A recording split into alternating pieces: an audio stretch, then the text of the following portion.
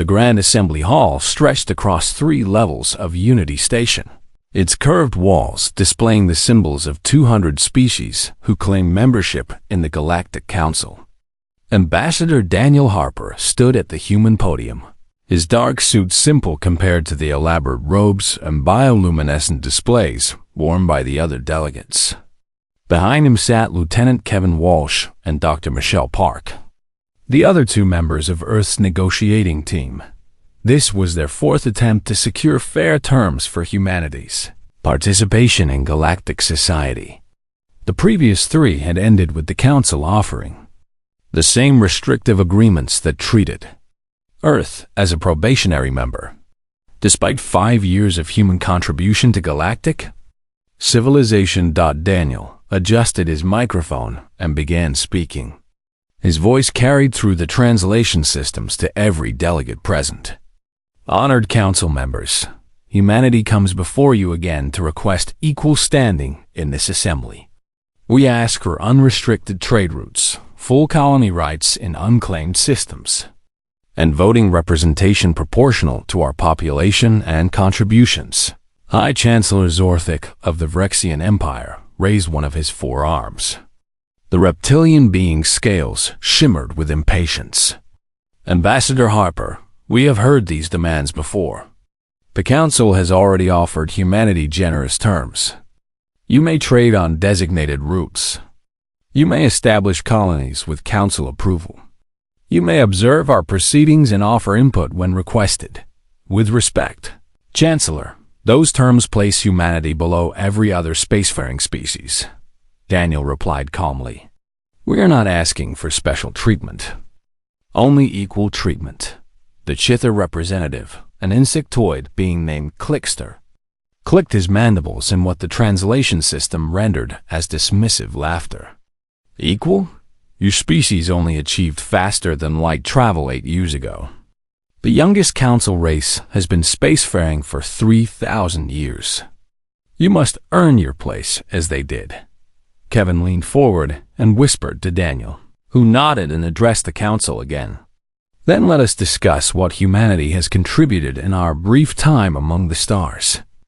Our medical teams have treated over 4 billion patients across 12 species. Human doctors discovered the cure for Vrexian bone plague, which was killing thousands annually. A fortunate accident in your research, Zorthik interrupted. Nothing more. Daniel continued as if he had not been interrupted. Human engineers redesigned the standard jump drive configuration, improving efficiency by 42%. This technology is now used by 70% of commercial vessels in Council space. An incremental improvement, Clickster said, expected from any species seeking to prove themselves useful. Dr. Park stood and approached the podium. Daniel stepped aside to let her speak. Human peacekeeping forces have prevented 2 wars in the border regions. Our negotiators established the Treaty of Broken Moon, which ended hostilities between the Caliph and Drex after 60 years of conflict. Human agricultural exports currently feed 12 worlds that lack sufficient arable land. Another Council member, a floating gas being from the Ethereal Collective, spoke through its translation device. These are indeed contributions, but they do not entitle humanity to equal status with ancient civilizations. You are newcomers. You should be grateful we allow you in galactic space at all. Daniel took a deep breath and looked at his 2 colleagues. They both gave him slight nods. He had hoped it would not come to this, but the Council's arrogance left him no choice. Chancellor Zorthik, Representative Clickster, honored Council members, Daniel began, his voice still calm but carrying a new weight. Humanity came to this assembly seeking partnership. We offered our skills, our knowledge, and our goodwill. In return, you have offered us subordination. You exaggerate, Ambassador, Zorthik said with a wave of his hand. We offer you a path to eventual membership, a path that no species has completed in less than 2 centuries, Daniel replied. A path designed to keep newcomers grateful and compliant. We have watched you reject reasonable requests from a dozen younger species while the ancient races maintained their grip on power. The council chamber filled with angry chittering, hissing, and other sounds of outrage. Zorthic's scales flushed dark purple. You forget yourself, human. We could revoke even the limited access we have granted. Daniel gathered his data tablets and placed them in his case. Kevin and Michelle stood as well, collecting their materials. That will not be necessary, Chancellor. As of this moment, humanity withdraws from all agreements with the Galactic Council. We withdraw from all treaty obligations, all trade agreements, all joint projects, and all cooperative arrangements. The chamber fell silent. Clickster leaned forward. You attempt to threaten us? You think your absence will harm the Council? This is not a threat, Daniel said quietly. This is not a negotiation tactic. This is simply humanity's decision to end a relationship that has proven to be one-sided. We came in peace and friendship. You responded with condescension and exploitation. We are done. Zorthic laughed, a deep rumbling sound. You will return within a month, begging for reinstatement. Where will you go? What will you do without access to Council space, Council technology, Council markets? Daniel picked up his case and walked toward the exit. Kevin and Michelle followed. At the doorway, Daniel turned back to face the Council one last time. We will do what humanity has always done, Chancellor. We will take care of ourselves. We will build our own future. And we will remember that when we offered friendship, you offered chains. The three humans walked out of the Grand Assembly Hall. Behind them, the Council members began talking among themselves. Most seemed amused by what they viewed as human theatrics. A few looked thoughtful, but they remained silent. Zorthic addressed the chamber. The session is adjourned. Humanity will cool down and return with more realistic expectations. Until then, we have actual business to conduct. As the Council dispersed, none of them noticed the small delegation from the Minoran Collective watching the humans leave. Representative Kale turned to his aide and said quietly, I think the Chancellor just made a terrible mistake. His aide, young and inexperienced, looked confused. How so? Humans are just one species. What difference can their absence make? Kale did not answer. He had studied human history during their brief time in galactic society. He had read their literature and watched their behavior. Humans did not bluff. When they said they were done, they meant it. And the galaxy was about to learn what it had lost. President Lisa Morrison stood before the United Earth Assembly in Geneva, her silver hair pulled back in a simple bun. The chamber held representatives from every nation on Earth and every human colony in space. Silence filled the room as she prepared to address them. Members of the Assembly, our delegation has returned from Unity Station. Ambassador Harper and his team conducted themselves with dignity and professionalism. However, the Galactic Council has once again refused to treat humanity as equals. After careful consideration, I am recommending that we withdraw from all galactic institutions and agreements. A murmur ran through the chamber. President Morrison raised her hand for quiet. This is not a decision made in anger. This is a strategic choice based on 5 years of careful observation. The Council does not want partners. It wants servants. Humanity will not accept that role. The vote was called. When the results appeared on the main screen, the withdrawal measure had passed with 97% approval. Humanity was officially leaving Galactic Society. Ambassador Nicole Chung received her orders 3 hours later. She was responsible for coordinating the withdrawal across 15 space stations and 40 joint facilities. The message from Earth was clear. Conduct the withdrawal professionally, provide all research data to relevant parties, and return all human personnel within 60 days. Nicole began making calls. Her first was to the Healing Light Medical Station. where Dr. Brandon Cole ran a teaching hospital that served 12 species. Brandon, I need you to begin preparing for departure. Brandon's face on the video screen showed confusion. Departure? Nicole, I have 200 patients here, including 15 in critical condition. I have 40 medical students from 6 different species in the middle of their training. I know, Nicole said gently. You have 45 days to transfer your patients to other facilities and provide your students with all your teaching materials. Earth is recalling all medical personnel from Council space. This is insane, Brandon said, running his hand through his gray hair. Do you know how many lives we save here every month? I do, Nicole replied. And I know it is not fair to your patients or your students. But the Council made its choice. Now we must make ours. Similar conversations happened across galactic space.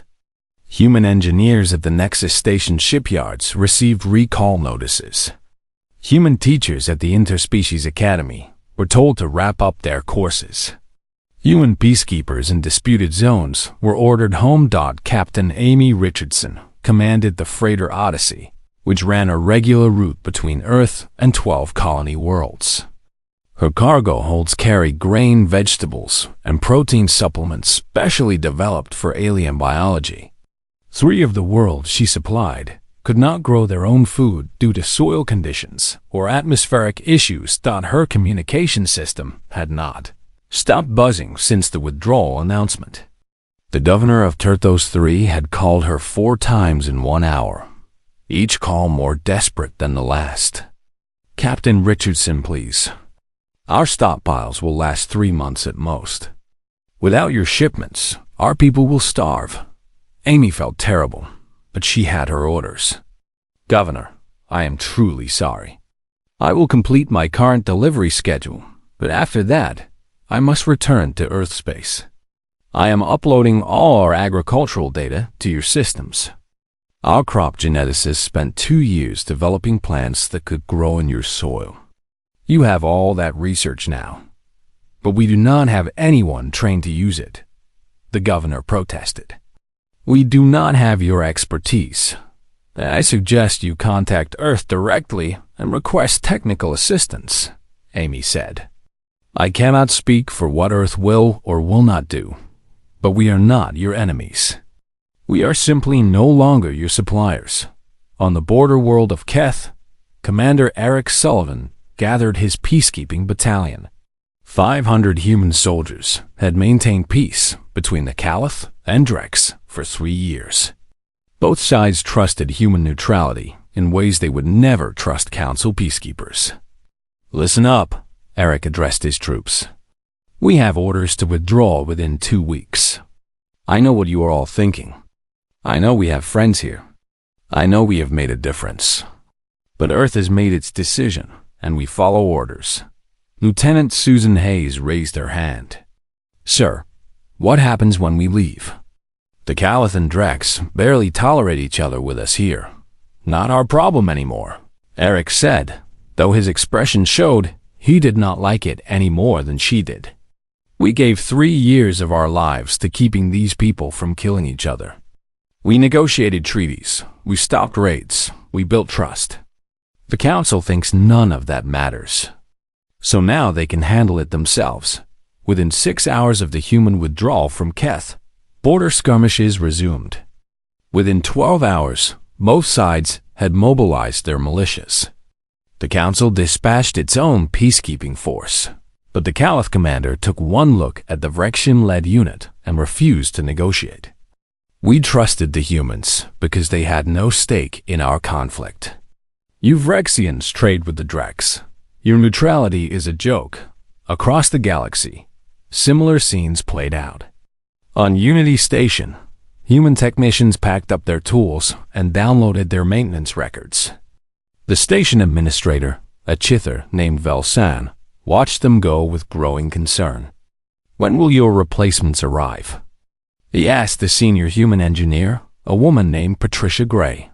We are not sending replacements, Patricia said, sealing another crate. You are welcome to hire your own technicians. but the environmental systems, the gravity generators, the water recycling plants, all of these use human modifications, Velsom protested. We do not have the training to maintain them. Patricia handed him a data chip. This contains every schematic, every maintenance protocol, every diagnostic tool we developed. It is all yours, free of charge. Good luck. On Earth, the withdrawal was having an unexpected effect. Resources that had been devoted to supporting galactic projects were now available for human development.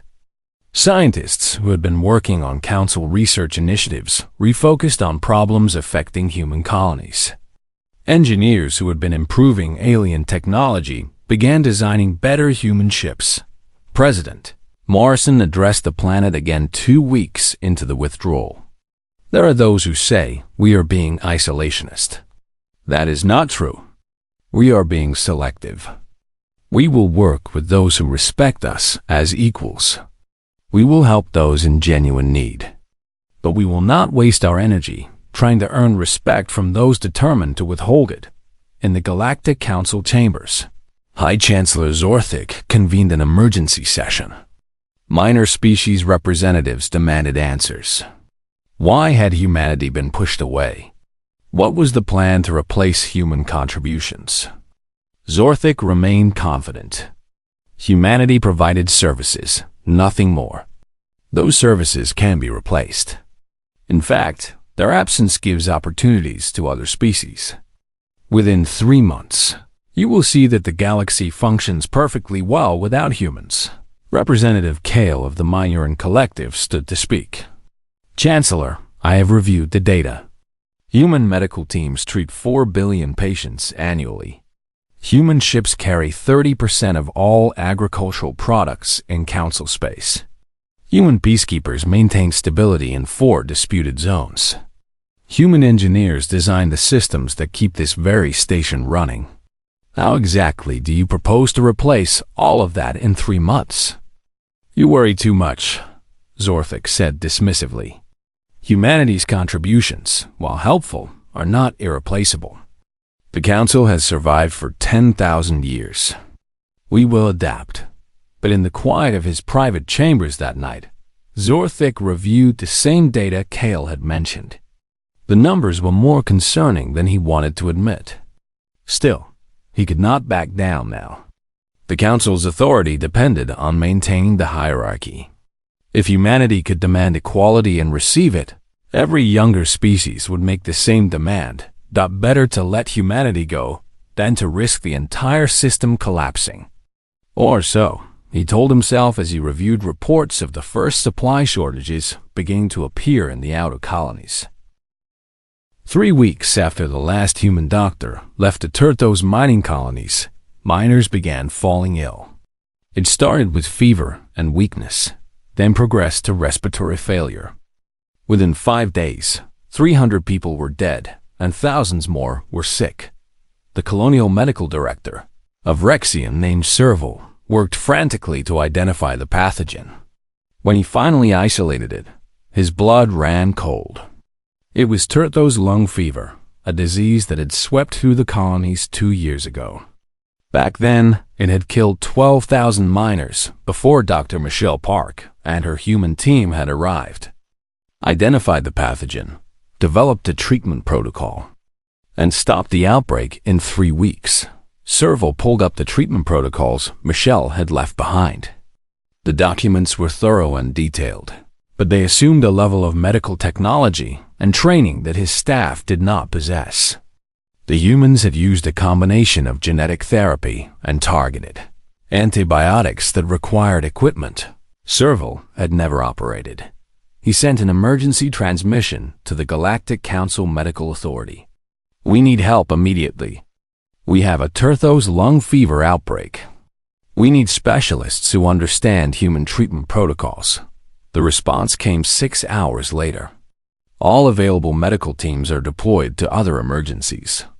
We are sending standard medical supplies and advisors. Estimated arrival time, 11 days. Serval stared at the message in disbelief. 11 days. Thousands more would die in 11 days. He opened a private channel to Earth, bypassing the Council entirely. "This is Medical Director Serval of Turthos 3. I am requesting humanitarian assistance. We have a deadly outbreak, and we do not have the expertise to stop it."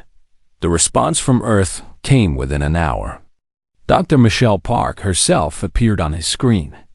"Dr. Serval, I remember you. You were my best student during my time there. I will send you detailed instructions for adapting the treatment protocol to your available equipment. Check your database. I am uploading modified procedures now for the next 72 hours. Michelle guided Serval and his team through treating the outbreak remotely.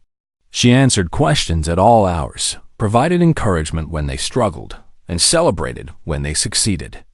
By the end of the week, the outbreak was contained. The death toll stood at 4,000, far better than the 12,000 from the previous outbreak, but still devastating. Serval sent a final message to Michelle. "Thank you. You saved us again, even though we did not deserve your help." Michelle's response was simple. "We did not help because you deserved it. We helped because it was the right thing to do. That is the difference between us and the Council. While Turthos 3 fought its plague, 12 worlds faced a different crisis. The agricultural shipments from Earth had stopped completely. Captain Amy Richardson and other human freighter captains had completed their final deliveries and returned home. The Council had assured these worlds that alternative suppliers would be arranged. Those alternative suppliers were struggling. Human agricultural exports had been specially designed for each world's unique conditions. The colony on Keth Prime needed a grain that could grow in high radiation. The settlement on Broken Moon required vegetables that could survive extreme temperature swings. Human geneticists had spent years developing these crops. Council agricultural specialists tried to replicate the human work. They had all the research data, all the genetic sequences, all the environmental specifications. But they lacked the intuitive understanding humans brought to the problem. When the first Council shipments arrived, the crops failed within weeks. On Broken Moon, Governor Lee Chun watched his emergency food reserves dwindle. He was human himself, one of the few who had chosen to remain in Council space when Earth withdrew. "How long do we have?" he asked his agriculture minister. 2 months at current rationing levels," came the reply. "After that, we start seeing malnutrition. 3 months, we see starvation." Lee made a decision. He contacted Earth directly, requesting emergency food aid and agricultural assistance. President Morrison's response was compassionate but firm. "We will provide emergency supplies to prevent starvation." However, Broken Moon chose to remain under Council jurisdiction. "We cannot provide long-term support to worlds outside Earth's sphere. We recommend you petition the Council for better support or consider changing your allegiance." The emergency supplies arrived within a week. Enough to prevent immediate starvation, but not enough to solve the problem. Lee began having quiet conversations with his Council about independence. Across the galaxy, jump drives were failing at unprecedented rates. The standard jump drive had a failure rate of about 1 in 10,000 jumps. 3 weeks after human engineers left their posts, that rate had increased to 1 in 1,000. The problem was subtle. Human engineer Gary Foster had developed a maintenance protocol that caught microfractures in the drive containment fields before they became critical. The protocol required weekly scans using a specific diagnostic sequence. Council engineers had the scans and the sequence, but they did not understand why Gary had designed it that way. When Chief Engineer Corman of the Council Engineering Authority reviewed Gary's work, he saw what he thought were redundancies and inefficiencies.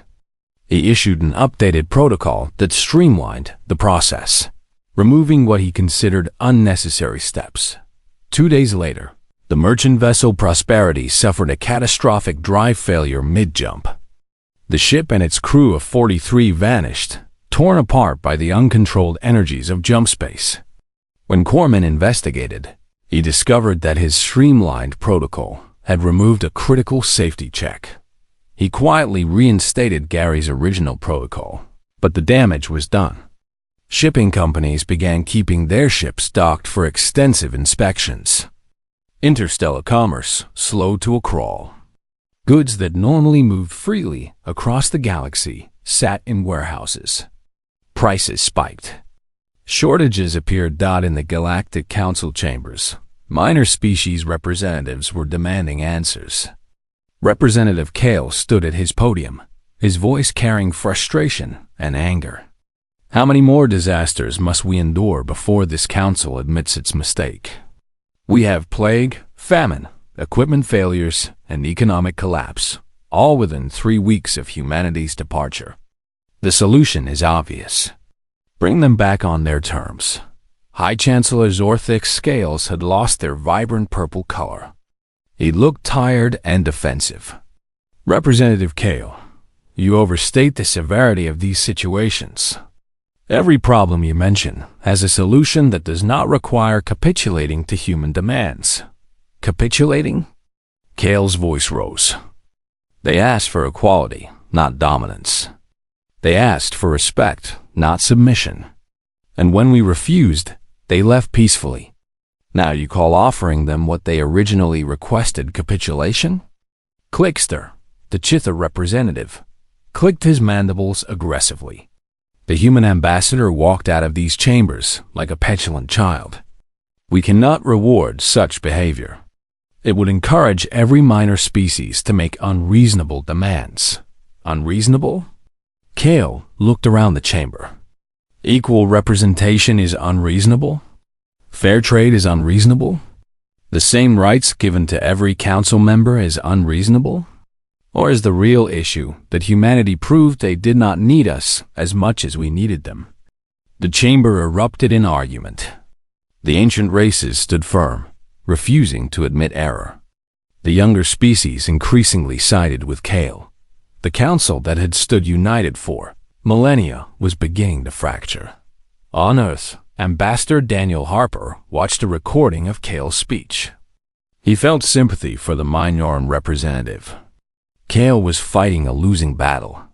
The ancient races would never admit they were wrong until the consequences became impossible to ignore. Daniel turned to his aide.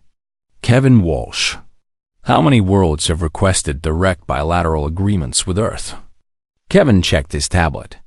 47 at last count. Mostly minor species and independent colonies. A few are council members seeking arrangements outside official channels. And our response? Case-by-case evaluation. We are approving most requests. President Morrison wants to show that we left the council, not galactic society. We are happy to work with anyone who treats us with respect. Daniel nodded. The council wanted to keep us subordinate. Instead, they have created the foundation for a rival alliance. They just do not realize it yet. Across the galaxy, ordinary citizens were beginning to ask questions. Why had the council let humanity go so easily? Why were council solutions to human absence so inadequate? Why did the ancient races seem more concerned with pride than practical solutions?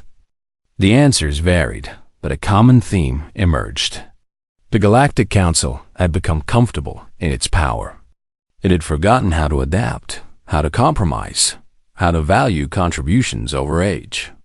Humanity's departure had exposed those failures in ways that could not be hidden or explained away. And trembling that began when humanity walked out of the Grand Assembly Hall was growing into a quake that would reshape the entire galaxy. The border between Calith and Drex territory had been quiet for 3 years under human peacekeeping. 6 weeks after Commander Eric Sullivan withdrew his battalion, that border erupted in full-scale war. It started with a trade dispute over mining rights in an asteroid field. Under human mediation, such disputes had been resolved through negotiation and compromise. Without humans present, both sides reverted to the only language they trusted: force. The Caliph sent 3 destroyers to secure the asteroid field. The Drex responded with 5 cruisers. Within hours, the first shots were fired. Within days, the conflict had spread to 3 neighboring systems. Refugee ships began fleeing the combat zones. Many heading toward human space thought the Galactic Council dispatched a peacekeeping force led by Vrexian Admiral Torvex. His fleet arrived in the disputed zone with orders to separate the combatants and enforce a ceasefire. Both sides refused to acknowledge his authority. The Caliph commander transmitted a blunt message. "We do not recognize Council jurisdiction in this matter. The humans negotiated our treaty. The humans enforced our peace. You are not the humans. Leave immediately." Admiral Torvex was not accustomed to being dismissed by minor species. "This is Admiral Torvex of the Galactic Council fleet. You will stand down or face consequences." The Caliph commander cut the transmission and continued his offensive. Admiral Torvex found himself in an impossible situation. If he attacked the Caliph, the Drex would see it as council bias and escalate further. If he attacked the Drex, the Caliph would do the same. If he did nothing, the council looked weak and ineffective. He chose to establish a defensive perimeter and wait for new orders from the council. Those orders never came because the council was paralyzed by internal disagreement, while the border war raged. A new plague emerged on the industrial world of Nexus 7. This one was worse than Terthos lung fever. It attacked multiple organ systems simultaneously and spread through both air and contact. Within 2 weeks, 80,000 people were dead, and the death toll was rising exponentially. The Council Medical Authority sent their best teams. They had studied the human protocols from Terthos. They thought they understood human medical techniques. They were wrong. Dr. Brandon Cole watched the Nexus 7 outbreak reports from Earth with growing horror. He recognized the pathogen. It was a mutated form of Reaper syndrome, a disease he had personally encountered 4 years ago. He had developed the only effective treatment through a combination of aggressive gene therapy and experimental antivirals. The procedure was dangerous, with a 20% mortality rate even when performed correctly. But it was the only option. The Council medical teams were attempting the treatment based on his published research. They were doing everything right according to the documentation. People were still dying at rates far exceeding 20% because the documentation could not capture the intuition and experience Brandon had developed through treating hundreds of cases. He contacted President Morrison directly. "Madam President, I need permission to go to Nexus 7. Thousands are dying because the council doctors do not understand the nuances of the treatment. I can save most of them if I am there in person." Morrison looked at him with sympathy and regret. "Brandon, I cannot approve that. The moment we send you, the council will expect us to solve all their problems. They will never learn to value what they had until they experience the full cost of losing it." "People are dying," Brandon said quietly. "People have always been dying," Morrison replied. "We helped them for 5 years while the council treated us like servants. Now the council must decide if pride is worth more than lives. That is not our choice to make anymore." Brandon understood the logic. He hated it, but he understood it. Instead, he spent 18 hours straight creating detailed video tutorials on treating Reaper syndrome. He sent them to Nexus 7 with a personal message. "I cannot come to you, but I can teach you what I know. Watch carefully. Ask questions. You can do this." The death toll on Nexus 7 eventually stabilized at 200,000 before the outbreak was contained. It was a catastrophe that would have been limited to perhaps 20,000 if Brandon had been there in person. The survivors knew it. The council knew it. The galaxy knew it. Economic collapse was accelerating. Human efficiency had connected markets and optimized trade routes in ways the galaxy had not appreciated until it was gone. Shipping costs had tripled as less efficient routes were used. Delivery times doubled. Small businesses that depended on just-in-time inventory collapsed. Unemployment spread across dozens of worlds. On the trading hub of Port Celestial, merchant captain Victor Hayes watched his business die. He had run a profitable shipping company for 15 years, moving specialized goods between manufacturing worlds and consumer markets. His entire business model had depended on the trade routes and customs agreements humans had established. With those systems gone, his shipping costs had increased so much that he could no longer compete. "I am filing for bankruptcy," he told his crew. "I am sorry. I cannot pay you any more." Similar scenes played out across the galaxy. The economic network humanity had helped build was collapsing without them to maintain it. The Council's economic advisors scrambled to develop solutions, but they were trying to fix a system they had never fully understood. In the Galactic Council chambers, the atmosphere had changed dramatically. The confident arrogance of 6 weeks ago had been replaced by barely controlled panic. High Chancellor Zorthik stood before an angry assembly. Representative Kale led the questioning. "Chancellor, we have war, plague, famine, and economic disaster. Every problem traces directly to humanity's absence.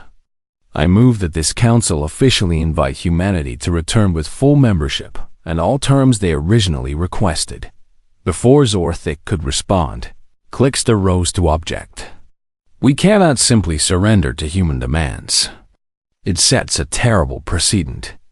Every species will expect similar treatment." "Good," Kale shot back. "Perhaps every species should receive similar treatment. Perhaps that is the entire problem with this council. We have maintained a hierarchy based on age rather than merit. Humanity exposed that flaw, and now we are paying the price." The chamber erupted in argument. Ancient races defended the traditional order. Younger species demanded change. The unity that had held the council together for millennia was fracturing before everyone's eyes.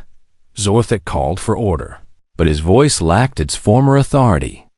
"We will not make hasty decisions based on temporary difficulties.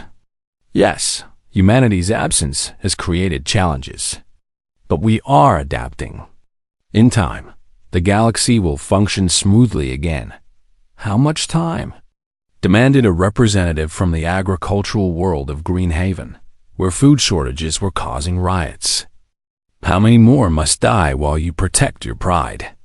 Before Zorthik could answer, an emergency alert sounded. A new threat had emerged, one that would make all the previous disasters seem minor by comparison. The Zenthorn Dominion, an aggressive empire that had been quiet for a decade, had launched a massive expansion. Their fleets were seizing systems in the outer territories, encountering little resistance from local defenses.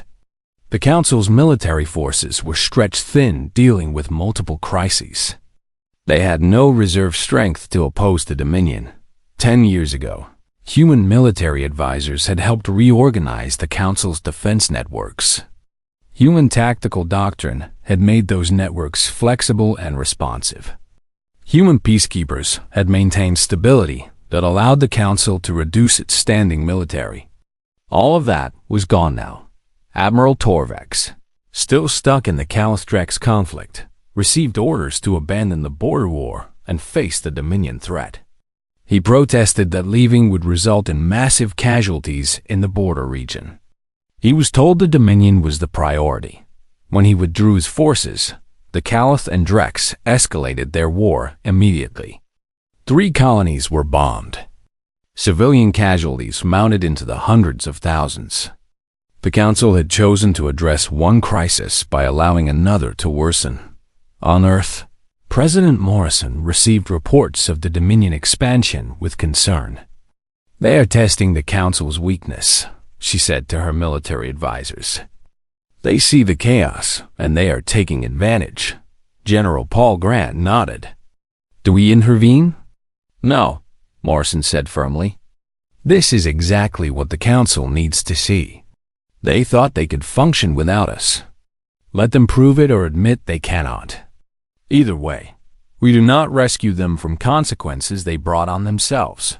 But Morrison did issue orders to strengthen defenses in human space and to accept refugees fleeing the conflicts. Hundreds of ships arrived at Earth's borders every day, carrying families escaping war, plague, and famine. Earth provided humanitarian assistance, medical care, and temporary shelter. Many of these refugees had never interacted with humans before. They were shocked by the kindness and efficiency they encountered. "Why do you help us?" one Drek's mother asked as human doctors treated her injured child. "We are not your responsibility." The human doctor, a young woman named Sarah Kim, smiled gently.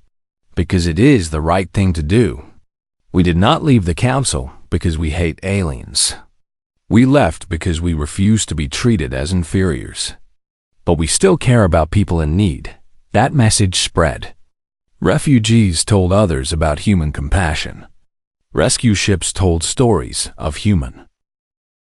6 months after humanity walked out of the Grand Assembly Hall, High Chancellor Zorthik stood before what remained of the Galactic Council's authority. The chamber was less than half full. 15 species had formally withdrawn from the Council. 20 more had suspended their participation. The ancient alliance that had governed galactic civilization for 10,000 years was collapsing. Zorthik's scales had faded to a dull gray. He looked decades older than he had half a year ago. "Honored members, I must report that our situation continues to deteriorate.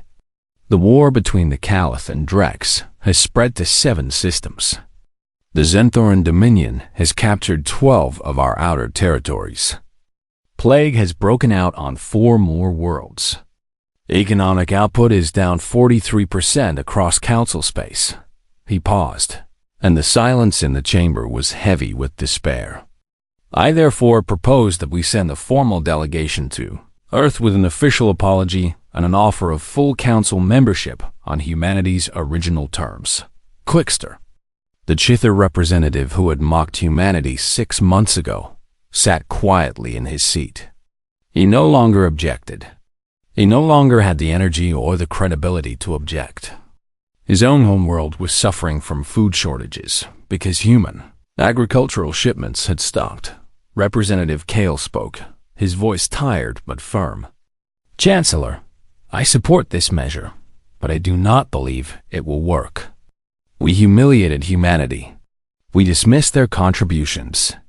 We treated them as children seeking our approval. Now, when we are desperate, we offer them what we should have given freely. Why would they accept?"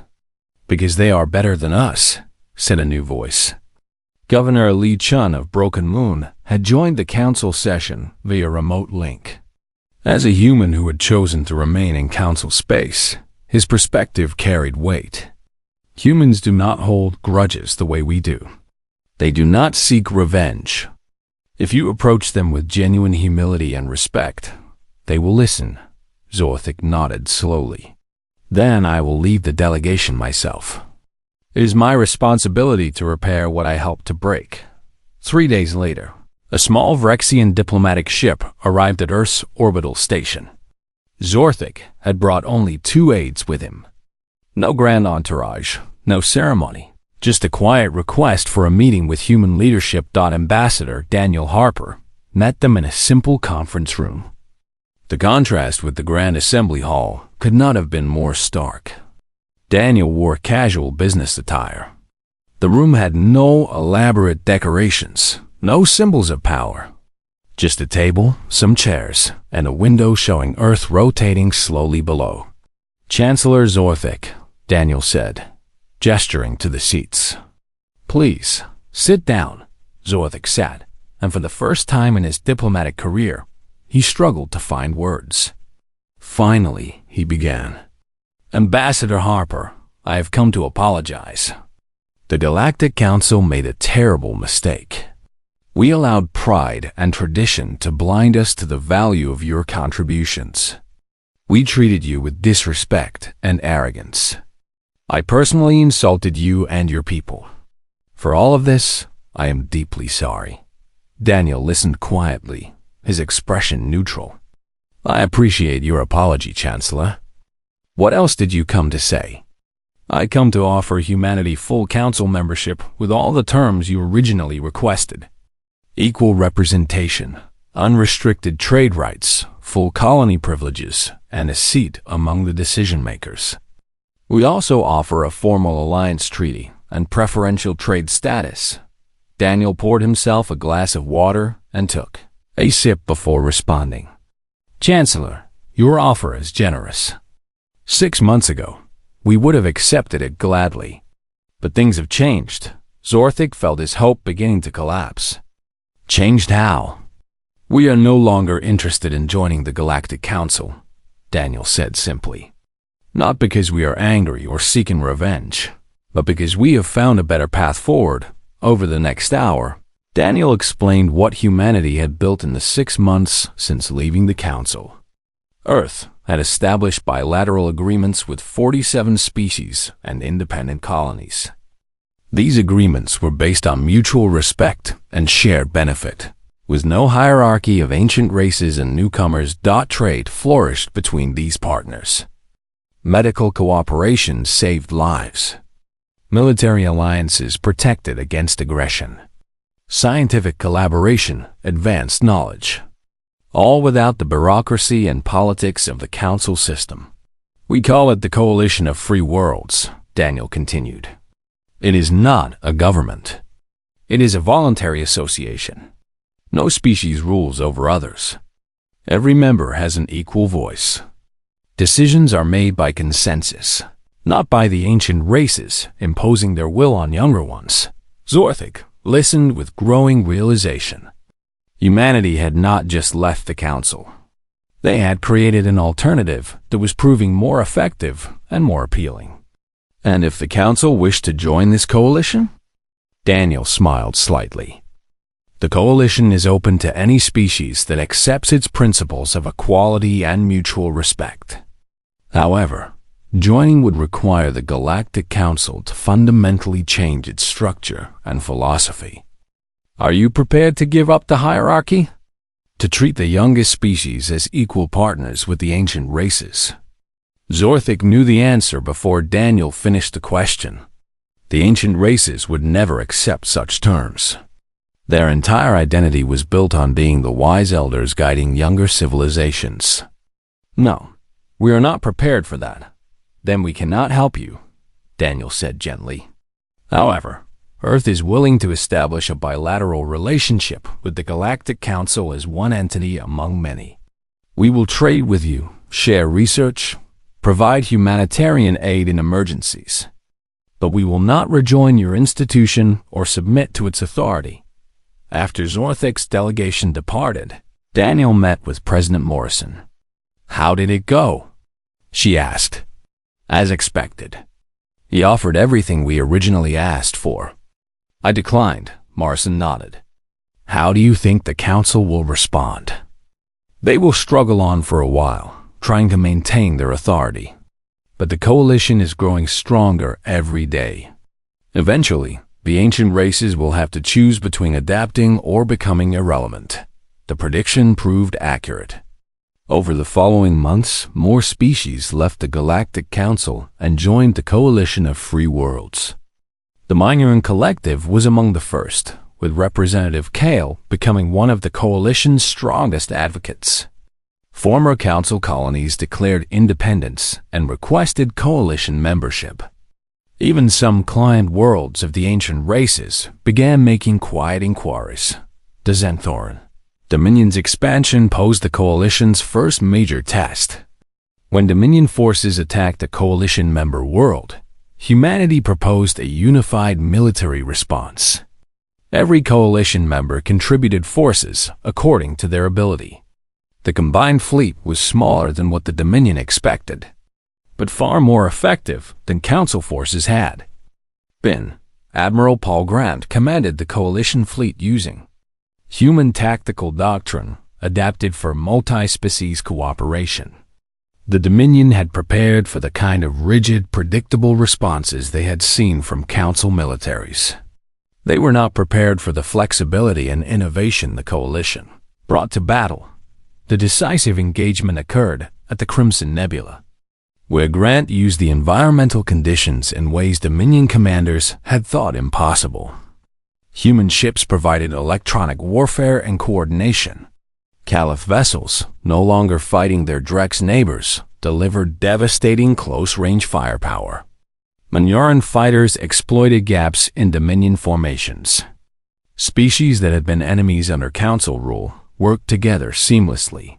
The Dominion retreated after losing a third of their fleet. They had expected an easy victory against a fractured galaxy. Instead, they found a united force that fought with intelligence and determination. The Dominion sued for peace within weeks, accepting terms that required them to return all captured territories and pay reparations. The victory strengthened the Coalition's reputation and attracted even more members. Within a year of humanity's withdrawal from the Council, the Coalition included over 70 species and controlled nearly 40% of known space. The Galactic Council survived, but its influence continued to fade. The ancient races maintained their traditional structure among themselves, but they no longer dictated terms to the galaxy. They became a regional power rather than a galactic authority. 5 years after walking out of the Grand Assembly Hall, Ambassador Daniel Harper stood in the Coalition Assembly on Terra Nova Station. The station had been built cooperatively by 12 species, incorporating the best designs and technologies from each. It orbited a beautiful blue world that had been jointly colonized by humans and Minorans as a symbol of their partnership. The assembly chamber was nothing like the Grand Hall. Instead of towering podiums arranged by species hierarchy, there were comfortable seats arranged in a circle. Every representative sat at the same level, with the same voice, sharing the same authority. Daniel called the session to order. We have one item of business today. The Galactic Council has requested observer status in the Coalition Assembly. How do we respond? There was discussion. Some members wanted to reject the request outright, seeing it as the Council trying to infiltrate and eventually dominate the Coalition. Others argued that opening dialogue showed strength rather than weakness. Representative Kale eventually stood to speak. I was a council member when humanity walked away. I watched the ancient races destroy something beautiful through their arrogance. But I also believe in the principles we have built here.